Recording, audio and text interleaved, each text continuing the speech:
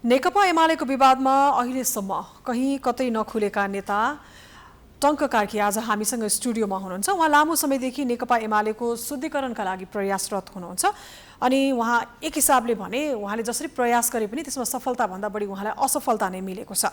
स्वार्थका लागि वादको राजनीति कमजोर बनेको छ, तर सधैँ विचारभन्दा ठुलो केही नहुने तर्क राख्ने नेता कार्कीको अबको बाटो कता होला? आज यिनै सन्दर्भमा रहेर हामी उहाँसँग कुराकानी गर्नेछौँ। हामीसँग स्टुडियोमा नेकपा एमालेका नेता टङ्क कार्की हुनुहुन्छ। यहाँलाई स्वागत छ प्राइम समाचारमा। अब नेकपा एमाले त विधिवत रूपमा फुट्यो, तपाईँ अहिलेसम्म खुल्नु भएको थिएन। नेकपा एमाले भनौँ अथवा अहिले नयाँ दर्ता हुनको लागि प्रस्तावित पार्टीभित्रको नेता तपाईँ कसरी अब त खुलाउनु पऱ्यो नि त आफ्नो पहिचान? होइन, एउटा तपाईँहरूसँग यो गलत समझदारी रहेछ। म डे वानदेखि नेकपा एमालेको नेकपाभित्रको विवाददेखि नेकपा एमालेसम्मको विभाजनमा यो विवादभित्र म सधैँभरि एकताको पक्षमा उभिएको हुँ।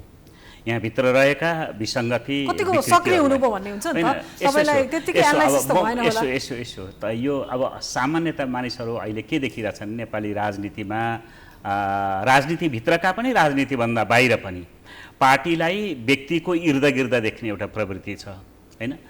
पार्टीको इर्दगिर्द, नेताको इर्दगिर्द भन्दा परतिर रहेका मानिसहरूका पनि स्वतन्त्र विचार छन्, चिन्तन छन् र तिनीहरू ती अडानमा हैन काहीँ न काहीँ आफ्नो जहाँ स्पेस छ त्यो स्पेसभित्र आफू अभिव्यक्त भइरहन्। अब हामी के भइदियो भने, म टु बी भेरी अनेस्ट हैन, तपाईको नेकपादेखि लिएर नेकपा एमालेसम्म म सेन्ट्रल कमिटीको मेम्बर मात्रै हो। हाम्रा डिसिजन मेकरहरू चाहिँ अलि साँगुरिँदै माथि सानो एउटा लेयर छ र धेरै मानिसहरू, केही मानिसहरूले मात्रै सक्रिय भएको देख्छन्। तर त्यहाँभित्र त्यो अन्डर करेन्टभित्र, त्यो प्रणालीभित्र हैन, एकताको पक्षमा र यहाँ पार्टीभित्र देखा परेका विकृति र विसङ्गतिहरूलाई सुधार गर्ने शक्ति तलैदेखि एउटा सशक्त एउटा लेयर छ। त्यो लेयरभित्रको म आफूले एकजना ठान्छु र तपाईँहरूले सम्झे जस्तो, बुझे जस्तो म यो होल प्रक्रियामा हैन, यो विवादको जुन प्रक्रिया छ त्यो प्रक्रियामा तथाकथित न्युट्रल मेरो पोजिसन होइन। म सदा सर्वदा एकताको पक्षमा रहेको हुँ। अहिले खास गरेर एकताको पक्षमा त हो कि एकताको पक्षमा त ओली समूहलाई सोध्ने हो भने उहाँले पनि हामी एकताको पक्षमै भन्नुहुन्छ, माधव पक्षलाई सोध्ने हो भने उहाँको पनि केही नै थियो नि अवस्था एकता। त्यो एकताको पक्षको कुराकानी गर्दाखेरि नो डाउट संस्थापन पक्षमा हुर्किएका, त्यसले विकास गरेका विकृति र विसङ्गति, त्यसले ल्याएका कतिपय विसङ्गत सोच, विचार र व्यवहारसँग जुझ्दै आएको पनि हो र त्यसलाई सच्याएर एकतालाई सुदृढ बनाउनुपर्छ भन्ने मेरो पोजिसन हो। र म आफू हिजो जहाँ थिएँ आज पनि मलाई के लागिरहेछ भने जुन डेभलपमेन्ट भइरहेछ त्यो डेभलपमेन्टमा मेरो आफ्ना विचार र म आफू हैन, आफूलाई के असफल भएको तपाईँहरूले ठाने जस्तो म देख्दिनँ। म चाहिँ के देखिरहेको छु भने वास्तवमा नेकपालाई विखण्डन गर्ने र नेकपा एमालेलाई विखण्डन गर्ने हैन, हामीभित्रका केही पार्टीभित्रका केही विकृत सोचहरू र साथसाथै त्यसलाई पुर्दिने बाह्य एमाले भन्दा बाहिरका हैन, नेकपाभन्दा बाहिरका शक्तिहरूको चलखेलबाट यसलाई बचाउनुपर्छ र नेपाली कम्युनिस्ट मुभमेन्टलाई विभाजन र विखराबबाट बचाउनुपर्छ। चलखेल कताबाट भयो भन्नु मिल्छ? कसलाई इङ्गित गर्न खोज्नु भएको? होइन, म त तपाईँको टु बी भेरी अनेस्ट होइन, त्यतिखेरै पनि जतिखेर हामी नेकपाकै विवादमा पनि ओली समूहभित्र, ओली विचार समूहभित्र देखा परेका कतिपय विकृत विचारहरूको हामी विपक्षमा थियौँ हैन। म त थ्रु आउट नै तपाईँको भनौँ न महाधिवेशनदेखि नै भन्नुहुन्छ भन्दाखेरि हामी अहिले सोकल होइन तपाईँको माधव झलनाथ समूह भनेर जुन भनियो त्यो समूहभित्रै आएको हुँ र पछि पनि मैले के भन्दाखेरि यहाँभित्र रहेको यसको पार्टीको स्वस्थ क्रियाशील जीवनको निम्ति पहिलो कुरो त विचार हो। त्यस पछाडि विचारलाई सपोर्ट गर्ने तपाईँको व्यवहार पनि चाहिन्छ हैन। खास गरेर हामी कहाँ चाहिँ के भइदियो भने पार्टीभित्रको डेमोक्रेटिक इन्स्टिट्युसनहरू कमजोर भए, डेमोक्रेटिक अभ्यास चाहिँ त्यो कमजोर भयो, त्यो कमजोर भएर पार्टीको एकता बलियो हुँदैन। अब यहाँनिर मलाई सोध्नु लाग्यो, आजै माधव कुमार नेपालले पत्रकार सम्मेलन गर्नुभयो, उहाँले अब मिलेर जान नसक्ने भनेर घोषणा गरिसक्नु भएको छ, चन्द्रगिरी पुगेर भन्नुभएको कुरा हो यो होइन। तपाईँलाई के लाग्छ नेकपा एमाले किन फुट्यो? दुई नेताको दम्बले अथवा संविधान रक्षा गर्नुपर्छ भन्ने बहसले? एउटा त के भने यो आज नेकपाभित्र नेकपा र नेकपा एमालेसम्म आइपुग्दाखेरि या कम्युनिस्ट मुभमेन्टमा जुन विवाद देख्नुहुन्छ त्यो विवाद मूलतः प्रणालीगत यसका संरचना रहेका विकनेसहरूको सञ्चित एउटा विस्फोट हो जस्तो लाग्छ होइन। कार्पेट पनि थुप्रिँदै थुप्रिँदै थुप्रिँदै गएको त्यो फोहोर चाहिँ एकैचोटि विस्फोट भएको जस्तो लाग्छ होइन। त्यसले गर्दाखेरि यहाँ अब म एउटा के भनेदेखि ओली यो अहिले विवादलाई ओली भर्सेस प्रचण्ड या ओली भर्सेस माधव म यसरी मात्रै बुझ्दिनँ। यो प्रणालीगत रूपमा नै भित्र केही विकनेस सर्टेन विकनेस छन्। त्यो विकनेस चाहिँ कहाँबाट सुरु भयो भने पहिलो त विचारबाट स्खलनबाट सुरु भयो। अनि त्यो विचारबाट स्खलन सुरु भइसकेपछि के भयो भने व्यवहारमा दिएको। जस्तो म तपाईँलाई भनौँ कि हाम्रो खास गरेर 46 साल पछाडि हामी सत्ता राजनीतिमा प्रवेश गऱ्यौँ र त्यहाँनिर सन्तुलन के जरुरी थियो भने पार्टीको सोसल मिसन र त्यो सत्ताको राजनीति यो दुईटामा समन्वय स्थापित गर्नु हामी यहाँ चुक्यौँ। हाम्रो प्राथमिकता के भयो भने बिस्तारै सामाजिक मिसनभन्दा हाम्रो सामाजिक पक्षधरताभन्दा बढी चाहिँ के भइदियो भन्दाखेरि सत्तामा हामी बढी केन्द्रित गर्यौँ, जसले गर्दाखेरि त्यो आन्तरिक सन्तुलनहरू हामीले गुमायौँ। त्यसका विस्फोट अवस्था हो जस्तो मलाई लाग्छ। हजुर, मेरो अब तपाईँ त अघि पनि भन्नुभयो लामो समयदेखि एकता प्रक्रियामै भनेर, अझै पनि नेताहरू हुनुहुन्छ तपाईँहरूकै भित्र होइन, अझै पनि सम्भावना छ? अब एउटा त्यो क्षण चाहिँ खास गरेर एउटा त्यो चरण चाहिँ पार गरे जस्तो लाग्छ मलाई होइन। त्यस्तो अब केही छैन त्यस्तो बिन्दु लक्ष्य एकताका सम्भावनाहरू यदि तपाईँ मलाई दीर्घकालीन प्लेनमा राखेर होइन मलाई एकताका सम्भावना छन् कि छैनन् भनेर भन्नु भने म फ्ल्याटली के भन्न सक्छु एकताका सम्भावना छन्। तर अहिलेकै जे जस्तो अवस्था छ त्यही अवस्थाभित्र एकताका सम्भावनाहरू चाहिँ क्षीण भएका होलान् जस्तो लाग्छ।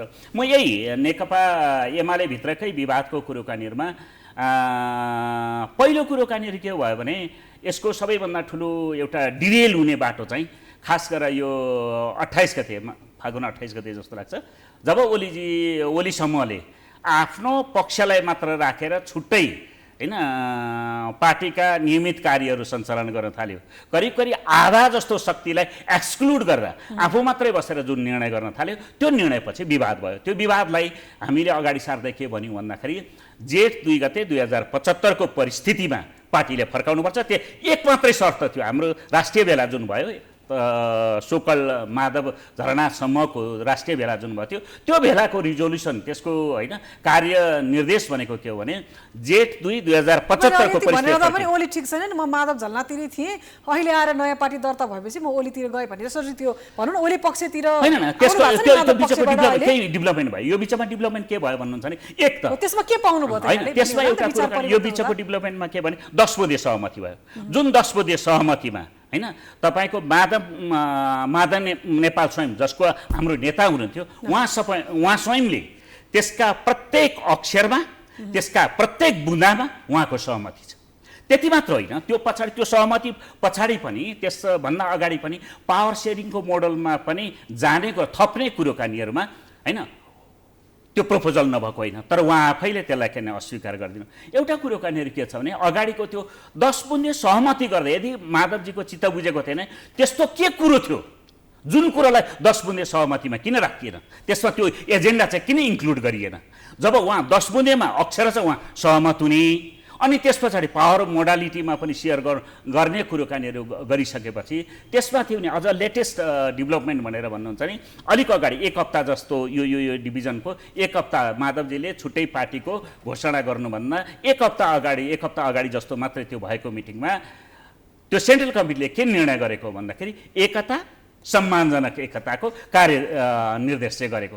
त्यो कार्य निर्देश गरेको इमिडिएट पछाडि विभाजनको त्यो हुटहुटी किन आयो भनेपछि ओली र नेपालको बीचमा अर्को कुनै एउटा शक्ति छ भन्नुहुन्छ है कतैबाट त्यो दबाब छ भने त्यो दबाब र त्यसका तारतम्यहरू त देखिन्छ नि तपाईको हैन त्यो थ्रेसहोल्ड हैन पार्टी विभाजनको थ्रेसहोल्ड नै संवैधानिक व्यवस्था संविधानको मर्मभन्दा तल धारेर हैन 40% को थ्रेसहोल्ड जो कि हैन सेन्ट्रल कमिटी र संसदमा रहेका 40% सदस्यहरूको जुन थ्रेसहोल्ड थियो संविधानको त्यसलाई झारेर आइदर साइडमा 20% मात्रै भयो भने त्यो थ्रेसहोल्ड झार्नैमा जुन रातारात काम भएको छ अनि त्यसपछि ठिक्क त्यो के सिंगारी पनि हराउनु स्याल पनि कराउनु जस्तो जो भएको छ त्यसले चाहिँ होइन एक किसिमको विषय त्यहाँ होइन रहेछ, अरू कुनै मुद्दा रहेछन्, अरू कुनै दबाब रहेछन् भन्ने सङ्केत गर्छ जस्तो लाग्छ।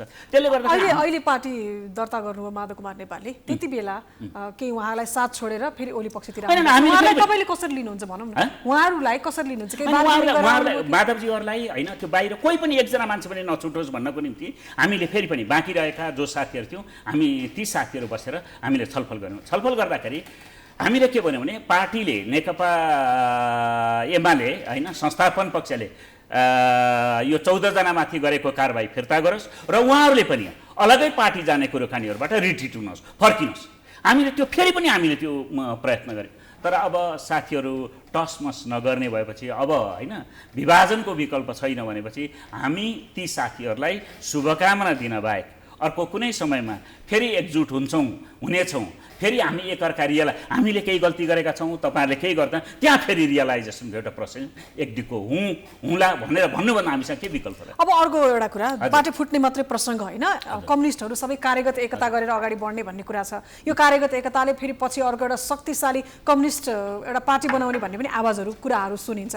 अबको आउने समयमा होइन शक्तिशाली कम्युनिस्ट को बन्ला? ओली बन्ला, नेपालको पार्टी बन्ला अथवा प्रचण्डको पार्टी? म ज्योतिषी त होइन, तर के भन्न सक्छु भन्दाखेरि नेपाली कम्युनिस्ट आन्दोलन हिजो जुन मूल्य प्रणालीमा विकसित भयो त्यो मूल्य प्रणालीमा विहङ्गम आत्मसमीक्षा गरेर तदनुरूप यसलाई रिएडजस्ट नगर्ने हो भने सायद हाम्रा भविष्य छैन। त्यो आत्मसमीक्षा कसले गर्ने भन्ने कुरा हो? आत्मसमीक्षा मुभमेन्टले गर्ने हो, यहाँ नेताले गरिदिनु होइन क्या, सिङ्गै मुभमेन्ट। सायद हामी एउटा यस्तो परिवेशमा प्रवेश गरेका छौँ, हर कोही यो मुभमेन्टमा लागेका हर कोही मान्छेले हामीले कहाँ गल्ती गऱ्यौँ र कहाँ सफलता थिए यसको बारेमा समीक्षा गरेर अनि आगामी कोर्स चाहिँ चार्ट आउट गर्नुपर्छ जस्तो लाग्छ। के देखिन्छ भने अहिले सामान्यतः के देखिएको भन्दाखेरि एक विचारबाट हामी होइन यसको घोषित विचार प्रणालीबाट हामी पन्छिँदैछौँ। यसको घोषित सामाजिक पक्षधरता, यो त मजदुर किसान गरिब दुखीहरूको पार्टी हो नि, त्यसबाट हामी पन्छिँदैछौँ।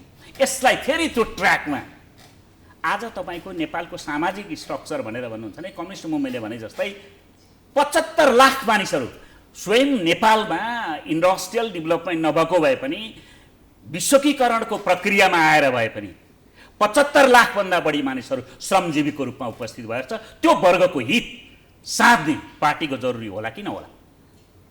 जरुर त्यस्तो पार्टी उत्पन्न हुनेछ। हामीले सकिउन भन्ने अरू कुनै जखमलेहरू आउनेछ र त्यो पार्टी सक्नुहुन्न। तपाईको पार्टी अध्यक्ष ओलीले एमालेलाई ट्र्याकमा ल्याउने, कम्युनिस्टलाई ट्र्याकमा ल्याउन सक्नुहुन्छ कि सक्नुहुन्न? होइन, म फेरि पनि एउटा कुनै जखमले नेताले यसलाई ट्र्याकमा ल्याउने सामूहिक हस्तक्षेप हो। अहिलेको नेपालको राजनीतिको आवश्यकता भने हिजो जसरी हामी कति वर्षपछिको कल्पना गर्दै हुनुहुन्छ? किनभने धेरै लामो समय लाग्यो। हेर्नुस्, एउटा नेकपा थियो, अहिले छिन्न भिन्न हुँदा त तीनतिर मात्र हैन चारतिरको अवस्था छ हैन। अब कहिलेसम्म होला त भन्ने कुरा हुन्छ। अहिलेको रियालिटी के भने केही समय छ यहाँ होइन। यो यति वर्ष उति वर्ष म ज्योतिषी त होइन, म के देख्दैछु भने कम्युनिस्ट मुभमेन्ट एउटा अवसादको एउटा चरणमा प्रवेश गर्छ, एक किसिमको डिप्रेसनको पिरियडमा प्रवेश गरेको छ। तर त्यो डिप्रेसनको पिरियड अर्थशास्त्रमा जस्तै त्यो लामो नरहला। वन्स अगेन त्यहाँभित्रका रहेका खामीहरूलाई, कमजोरीहरूलाई करेक्सन गरेर फेरि यो चाहिँ एउटा कलेक्टिभ लिडरसिप र कलेक्टिभ विजडममा यो पार्टी फर्किनेछ र आफ्नो सामाजिक आधारमा, सामाजिक मूल्यमा, त्यो मिसनमा यो पार्टी फर्किन्छ भन्ने कुरा मलाई विश्वास छ। त्यो सामाजिक जनताले कुराहरू बुझाएछन्। जनताले के बुझाएछन् भने सबैभन्दा ठुलो शक्ति जनतालाई मान्ने राजनीतिक दलहरूले पार्टी भन्दा पनि माथि उठेर सत्तालाई रोजिसके, पदलाई रोजिसके, यस्तोमा हाम्रो लागि केही गर्दैन भन्ने बुझिसकेका छन् जनताले। त यसो त्यो त्यही जनताले बनाउँछ क्या, उसैले तयार गर्छ क्या। त धेरै टाढै जानु परेन नि। हिजो अस्ति तपाईँको जान्दाखेरि होइन, तपाईँ जतिखेर हामी 46 साल पछाडि हामी कहाँमा विकृतिहरू जन्म भए ती विकृतिहरूको रियाक्सन माओवादी थिएन र? भलै त्यसले 100 कोर्स ल्यायो कि लिएन त्यो आफ्नो ठाउँमा होला, तर त्यो विकृतिलाई दबाब दिनको निम्ति त्यो प्रेसर होइन र? जरुर ती प्रेसरहरू छन् र करेक्सन गर्न र खालि के भने व्यक्तिलाई केन्द्र बनाएर एउटा जखमले नेतालाई केन्द्र बनाएर बनाइएका पार्टीहरू चल्दैन।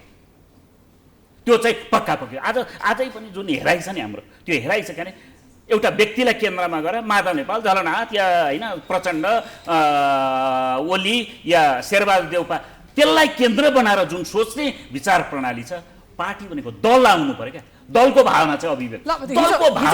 हिजोको कुरा एमाले अथवा नेकपा भित्र, नेकपाको कुरा गर्दा त्यहाँभित्र केपी ओली, प्रचण्ड, झलनाथ खनाल, माधव नेपाल भन्ने केन्द्रमा रहेका नामहरू आउँथे होइन। अहिले अब जब एमाले रह्यो त्यति बेलामा ओली नेपाल खनाल आउला, अहिलेको अवस्थामा एमाले भित्र चाहिँ खनाल ओली मात्रै होइन, त्यो त्यहाँभित्र पनि त्यो ओली ओली मात्रै होइन नि, त्यो पनि त प्रवृत्ति छ बाबा, त्यो पनि समूह छ त्यहाँभित्र देखिन्छ नि।